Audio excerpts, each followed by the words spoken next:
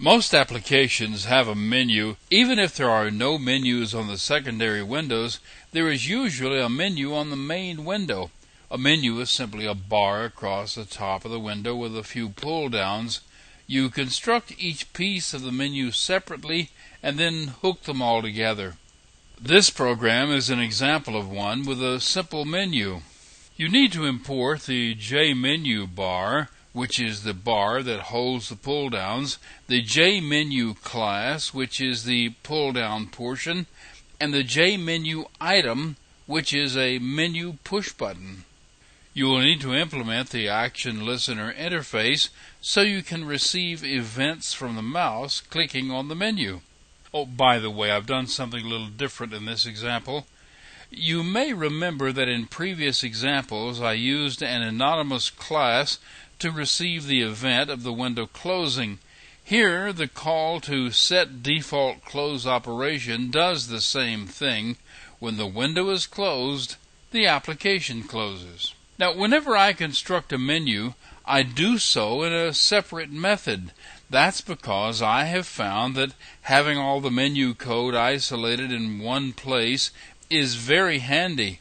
It makes things easy to find when the need comes to make a change to the menu, and believe me that menus change a lot. This method returns the JMenuBar object, which is to be placed across the top of the window.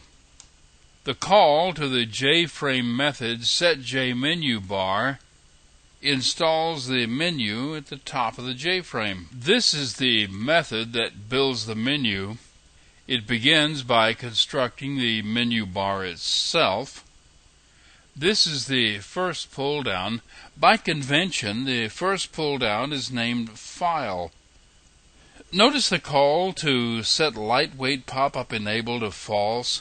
If you don't do this, the pull-down menu will actually come up behind some of the components on your window and not be visible.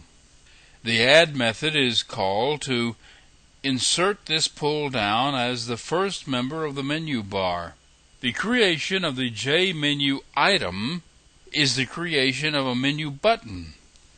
This example uses only text, but you can use an icon just like you can with any button.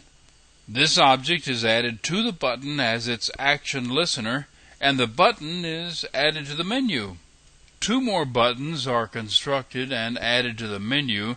They will appear in the order that they are added to the menu. In this example, a second pull-down is added to the menu bar. It will be positioned directly to the right of the one that's already there. Finally, a couple of buttons are added to the new pull-down. This is the method that's called with each menu button. This example simply prints out the text from the button. It responds only to the exit button by closing the application. Here's how it works. You can see the menu here exactly as it was defined.